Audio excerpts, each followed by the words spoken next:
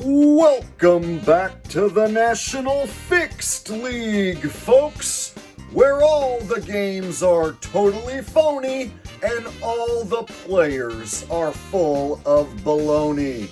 We're going to start this scripted AFC Championship breakdown with the first touchdown of the game. The Broncos drove right down the field and easily scored the first touchdown because these two Patriots defenders here, those two guys circled on the screen, they're going to purposely leave the best receiver on the Broncos wide open on purpose. People might be wondering, why would they do that? Why would they leave Brandon Sutton right there wide open for this easy touchdown? Well, they're setting a live betting trap, convincing people that the Broncos are going to be able to score at will and that the Broncos will probably win this game by having the Broncos march down the field and score on this opening possession. They probably got a lot of live sports bettors to take the Broncos to win this game. And of course, we all know what went on to happen. All right, so now at this point of the game, the Broncos are up 7-0, but they're going to go for a 4th and 1 attempt. When they're in field goal range, this would be a close, easy chip shot field goal from right there. And this is before the suspicious snowstorm came in and covered the field in snow. So before the conditions got terrible, the Broncos had this opportunity to go up 10-0, and they're the home team with a backup quarterback. They can go up 2 scores right here, but instead of taking the easy field goal opportunity, they're going to go for this 4th and 1. I smell a terrible play about to happen. You know when teams go for these bonehead 4th downs, they usually will do something stupid, like, not run the ball, not do a tush push, and instead have the quarterback run backwards, throw it to a guy who's short of the line and who plays for the other team. Yeah, zero chance that one was going to be a first down. So it looks like it is a interception, but the ball hit the ground. But since it was 4th down, it's a turnover on downs either way. So the Broncos squander the opportunity to go up 10-0. And as we all know, they lost this game by 3 points. Now I know there's some fanboys out there who don't want to believe that all these players are in on the act of playing pretend football. But that's exactly what's going on, and I'm going to prove it right now. Pay attention, fanboys. So watch the offensive line of the Broncos purposely leave a defensive tackle and defensive end completely unblocked. There's the defensive tackle being left unblocked. And right over here, the defensive end. So we have 5 linemen who conveniently don't block 2 of the defensive line, who gets right in Stidham's face immediately. And Stidham runs backwards and throws it to the Patriots. So obviously, they didn't choose a play that had any chance of succeeding. Why wouldn't they just do a tush push? Here it is. Here's where the rigoroni happens. Pay attention, fanboys. Is anyone going to block this guy? Nope. See? He's left unblocked. And his buddy over here, it's too convenient. We see all the time quarterbacks having 5-6 seconds in the pocket in a perfectly clean pocket where all the offensive linemen block all the defensive linemen just perfectly. Oh, but on this play, there's 2 defensive linemen left completely unblocked on a crucial 4th down and 1 play. You're going to leave 2 linemen completely unblocked. So the theme of this game was points shaving. The NFL wanted this game to finish well under the total of 43.5 points. And there was only 17 points scored total in this game. So anyone who bet an over got absolutely cooked. So on this play, you're going to see Stidham backpedal a bunch. And then he's going to do a pump fake. And then purposely fumble the ball. Now this is where things get weird, because the Patriots scoop it up and then take it into the end zone. But then the ref doesn't signal it a touchdown. Instead, he turns around like, wait a minute, that wasn't supposed to happen. So it's almost like this wasn't supposed to be a touchdown. I think it was just supposed to be a fumble recovery. So they say that the ref whistled the play dead. They give the ball to New England, but they don't give them the touchdown. They say that the ref whistled it dead. So therefore it is New England's ball, but no touchdown. All right, y'all, this is the best angle, which proves beyond a shadow of a doubt that Stidham purposely fumbled this ball. So he does the pump fake. He's about to get sacked. At this point, you just take the sack. You do not turn it over. So look, he's got the ball in his hands. And he pushes it out. You can't tell me that he accidentally had it knocked out of his hands. You can't tell me that he was trying to pass it to somebody. He basically just passed the ball out of both of his hands to the Patriots. There's nobody there that he could possibly have been passing the ball to besides the Patriots.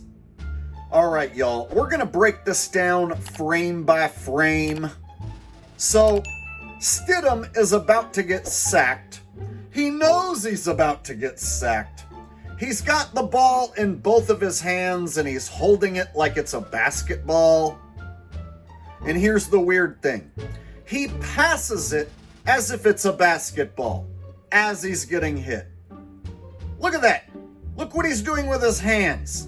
He's purposely passing the football as if it's a basketball as he's getting hit.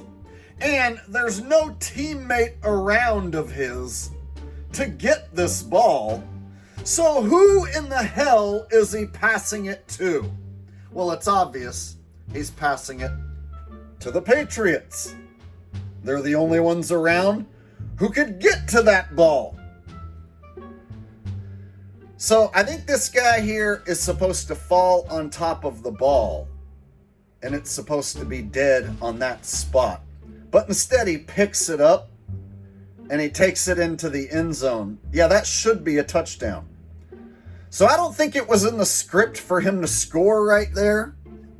So now we skip ahead to the third quarter. The game is tied 7-7, and the Patriots are now driving the field.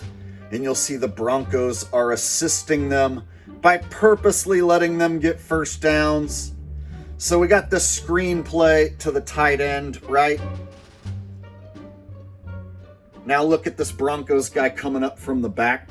He could strip this ball away because the tight end doesn't see him coming. So he could run up and strip this ball away. And he's got his arm raised in the air. It looks like he's going to do exactly that and go for a strip. And you have this Broncos player right here who can come up from the front. So between these two Broncos guys, they should be able to tackle that tight end before he picks up a first down, right? But instead they run into each other. Of course they do. So neither one of them makes a tackle attempt, and instead they take each other out of the play. and the tight end picks up the first down. This sets up the Patriots for their field goal, which they would make. So as you can see now, the field is covered in snow. There was this very suspicious snowstorm that showed up about the end of the third quarter, and now in the fourth, it's completely covered the field in snow. I'm not saying that they controlled the weather and manufactured a snowstorm in this game, but I'm not saying that they didn't do that either.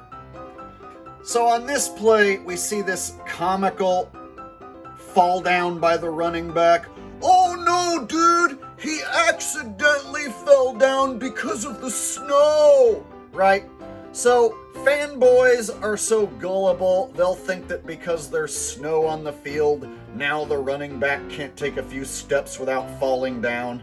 And then watch, Drake May does the same thing. Oh, I'm gonna fall down too. Ooh. Yeah, man, it's because it's snowing so hard, they just can't stay on their feet anymore, man. Yeah, you don't know anything about football, Jake. If it snows, then you fall down. It's impossible to even take a few steps, bro.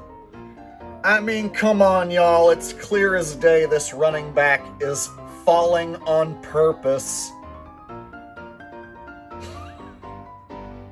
And it's also clear as day Drake May also falls down on purpose. They want fanboys at home to think it's because of the snow.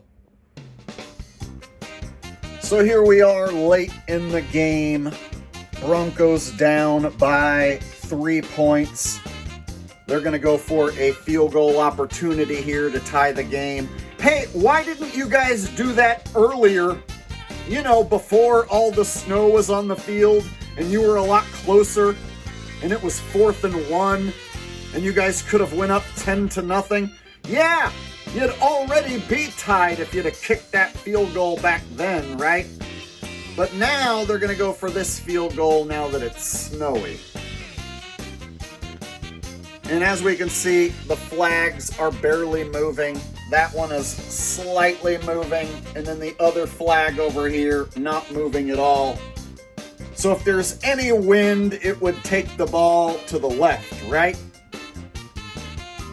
But no, the ball goes way over to the right and misses. And the Broncos miss this field goal. And of course, people are going to say, well, it's because of the snow. It was because it was snowy. Yeah, it's crazy how the ball went the opposite direction of which way this one flag is blowing. The flag is not flapping wildly. And then this flag, of course, not moving at all.